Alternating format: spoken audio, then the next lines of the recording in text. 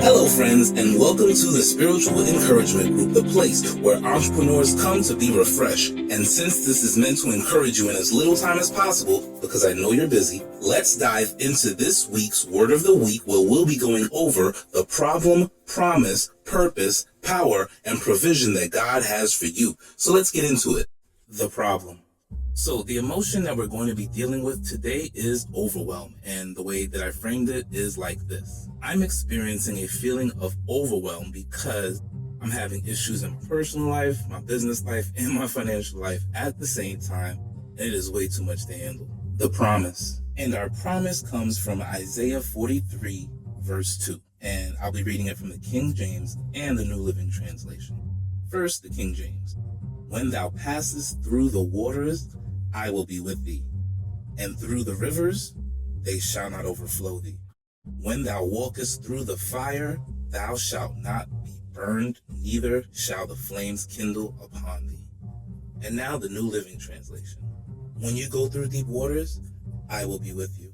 When you walk the rivers of difficulty, you will not drown. When you walk through the fire of oppression, you will not burn up. The flames will not consume you. The purpose. This promise is given to the people of Israel who are captured and being held captive by the Babylonians. God speaks through a prophet named Isaiah to encourage them in their dark times by reminding them of a promise that he's made to them time and time again throughout their history. And that promise is, I will be with you. And he also reminds them of what his presence means for them. He uses the imagery of water, which is meant to overwhelm, and fire, which is meant to consume. He talks about passing through the waters or deep water, which represents danger of all kinds, and then going through rivers, that moving water that's difficult to walk through, and if you can't get through it, will drown you or will overtake you, and through fire, which represents anything trying to destroy you. The power.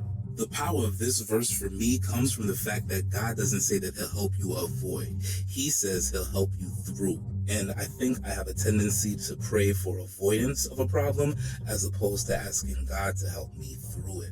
This verse is a reminder that God doesn't help us avoid, he helps us through. I show faith in his presence when I step into a challenge, not when I pray to avoid it. So how can I show faith in God's presence and step into all of these challenges? The provision. So what has God given me to make this promise real in my life? Well, number one, he's given me his word because he promises that he will be with me, so I will not drown, I will not be burnt up, and I will not be consumed, which means it may feel a little uncomfortable, but it will not stop me. And number two, he's given me community because I'm blessed to have people in my life who encourage me, who I can talk to, and who I can allow to show me some love. And number three, I have strategies because I can use strategies like prioritization, automation, or delegation to help me through these challenges and trust in God's presence to protect my mind, my body, and my soul. Conclusion. When I feel this feeling of overwhelm, I'm going to use it as a signal to stop and then remember that God is with me so that I can exercise my faith by using everything that I have to go through this challenge. And then I'm just going to trust in what God says will be the outcome. So I pray that if you ever feel overwhelmed, that you can do the same. Thank you for joining me here today.